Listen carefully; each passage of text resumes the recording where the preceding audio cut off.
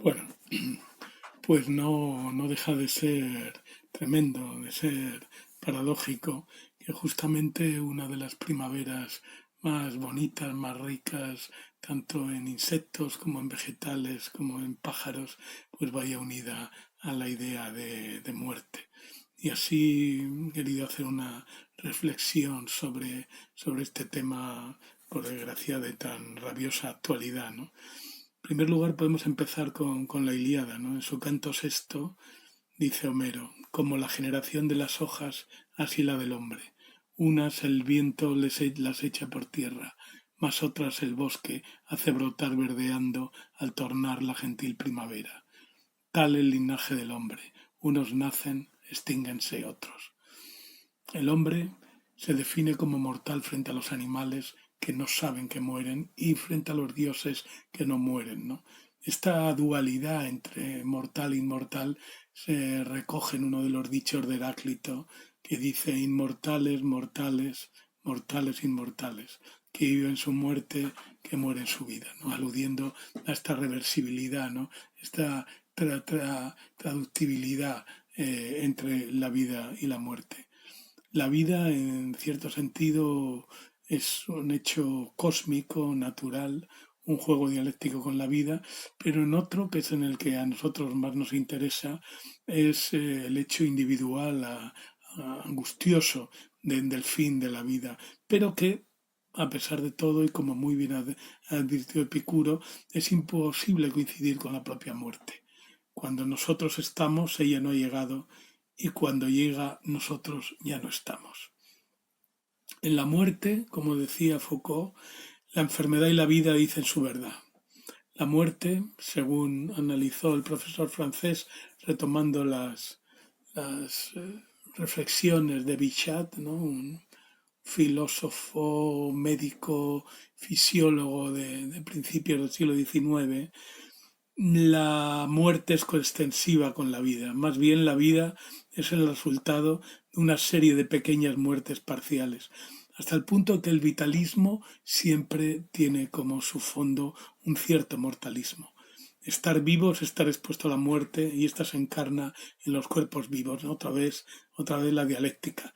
La vida se define por la muerte al constituirse como una serie de procesos que se le resisten, ¿no? Ahí la, la, la vida es una serie de procesos que se encuentran con la resistencia porfiada, continua de la muerte. La muerte no es el final de la vida, su conclusión, sino que es coextensiva con la propia vida. En ese sentido, la muerte no es un acontecimiento último y definitivo que llegará al final, sino la culminación de una serie de muertes parciales, de pequeñas muertes. Importante esto de Bichat, es la principal aportación de Bichat, ¿no? Desde que nacemos empezamos a morir, y es esa suma de pequeñas muertes las que constituye nuestra vida. En la modernidad, ni de Foucault, la experiencia y la individualidad está ligada a la muerte. Igual que la locura es el punto de partida de la psicología, la muerte es el punto de partida de la clínica. Este es el resultado de las obras de, la, de Foucault, ¿no? Sobre la historia de la locura y la mirada clínica. El nacimiento de la psiquiatría y el nacimiento de la biología, de la anatomía patológica. Para Foucault, las verdades positivas de la ciencia del hombre se asientan sobre sus puntos de desmoronamiento. Curioso además que la reflexión antropológica sobre la esencia del hombre surge en la modernidad, cuando esta esencia estaba empezando a desaparecer, ¿no? Como él analiza al final de ese capítulo conclusivo tremendo de las palabras y las cosas. Desde un punto de vista cósmico, la muerte es necesaria para la vida, ya que libera componentes que pueden utilizarse en otras combinaciones. Vida y muerte se equilibran en el universo. Es una especie de recombinación continua de elementos, ¿no? Lo que varía es la forma que define cada cuerpo, cada ser, ¿no? Pero sus componentes se reajustan continuamente, ¿no? En un proceso metabólico sin fin. desde un cierto punto de vista y fantaseando, claro, es una especie de reflexión un poco fantástica, un poco animista, ¿no? Se podría interpretar la actual pandemia como un caso de apoptosis a nivel global.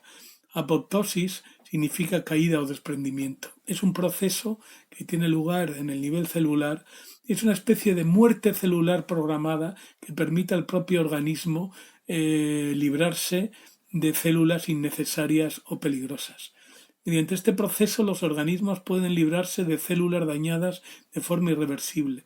También es un método para evitar la proliferación desordenada de células que pueden dar lugar a tumores, agrupaciones de células anómalas que se desarrollan de forma incontrolable. Es decir, este procedimiento es un procedimiento de autocontrol, ¿no? de mantenimiento de la homeostasis en los organismos vivos, ¿no? Procedimiento que elimina lo que sobra, por ejemplo, pues los restos de membrana interdigital en las manos de los seres humanos, ¿no? Que si no actuaran estos procesos, pues seríamos palmípedos. O el reabsorberse de la cola en el paso del renacuajo a la rana.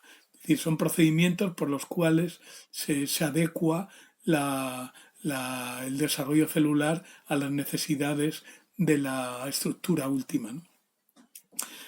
En ese sentido, el proceso la apoptosis, evita la reproducción incontrolada de células dañadas o peligrosas. La apoptosis impide que las células que han cumplido su función sigan vivas, y en ese sentido la mortalidad celular es una exigencia de equilibrio para el organismo que asegura que las células viejas dejen paso a células nuevas, produciendo la homeostasis global, ¿no? Un poco podemos volver al texto de la Ilíada con el que iniciábamos, ¿no? Las generaciones humanas, como las hojas, son eliminadas en el otoño para dar paso en la primavera a nuevas generaciones, ¿no? En ese sentido, la mortalidad celular es una exigencia de equilibrio para el organismo, que asegura que las células viejas dejen paso a células nuevas. Este proceso autodestructivo surge cuando se producen alarmas bioquímicas que alertan de la no desaparición de las células que han concluido su ciclo vital, ¿no? Cuando sucede esto, pues hay una especie de envío de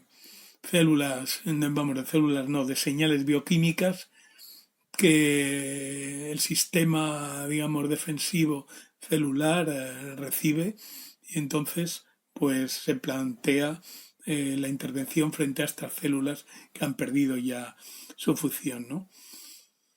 El problema es que a veces la apoptosis se desata antes de tiempo y destruye células todavía útiles, produciendo fenómenos neurodegenerativos. Este es el problema, claro, que el mecanismo de defensa, si actúa a destiempo, puede producir, digamos, rupturas y destrozos irreparables en la estructura celular. Cuando se detecta un problema derivado del aumento excesivo de células o de la aparición de células irregulares, se desarrolla un proceso de decisión, claro, por supuesto, entre comillas, obviamente estas decisiones no son de conciencia, sino son decisiones de estructuras bioquímicas, ¿no? De moléculas. Se desarrolla un proceso de decisión de desplegar la apoptosis destruyendo las células peligrosas o de no actuar, permitiendo el desarrollo incontrolado de las mismas. Si se decide actuar, se produce la destrucción de las células mediante una especie de suicidio programado a nivel celular, ¿no? O sea, es un mecanismo de autocontrol del organismo vivo. Bien, si esto lo extrapolamos de forma fantasiosa, ¿no?, al conjunto del universo, al conjunto global o al menos al universo de la vida, podríamos, combinando la actual pandemia con el cambio climático, podríamos decir, ya insisto en esta fantasía, que podrían interpretarse como la respuesta el sistema vital global, que siente que tiene que destruir una parte del propio sistema desarrollado de una forma excesiva y descontrolada, interrumpiendo los equilibrios naturales. Es decir, al juego que mueve, que articula la relación entre las diferentes especies y entre los diferentes miembros dentro de cada especie, pues puede romperse. Y eso es posible por por la capacidad de transformación que tienen los diferentes organismos.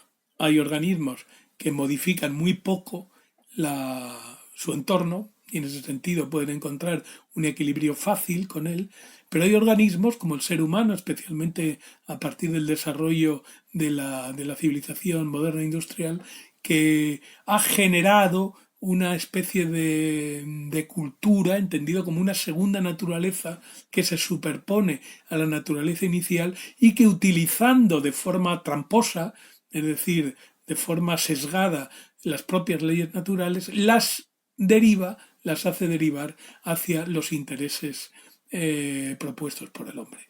Y esto es lo que se puede estar yendo a las manos, es decir, ha podido producir una serie de efectos incontrolados que, frente a los cuales pues el sistema global reacciona, ¿no? Mediante una especie de apoptosis, es decir, una especie de eliminación de ese sector enfermo del mundo que sería la sociedad humana, ¿no? En ese sentido, la especie humana sería esa parte del sistema global que pone en peligro el equilibrio del conjunto y por eso tiene que ser destruido para restaurar dicho equilibrio. De todas formas, hay que considerar de nuevo que la muerte, tanto en su sentido cósmico como en su sentido individual, existencial, es una condición definitoria de nuestra esencia. Ser humano, y en la antigua Grecia queda definido como el mortal, los mortales, ¿no?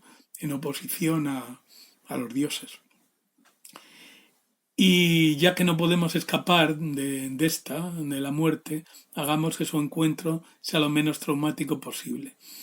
Esto solo puede suceder cuando las vidas, en principio, son logradas. Es decir, han logrado llegar a un cierto equilibrio, han logrado cumplir algunos de los objetivos que sus portadores han llevado, ¿no? Entonces se puede decir que uno puede esperar la muerte con relativa tranquilidad, porque, digamos, ha cumplido su misión, ¿no? Máxime también si tiene la suerte de poder dejar una tradición en la cual, a la cual ha contribuido y que puede, en cierto sentido, pues proyectar su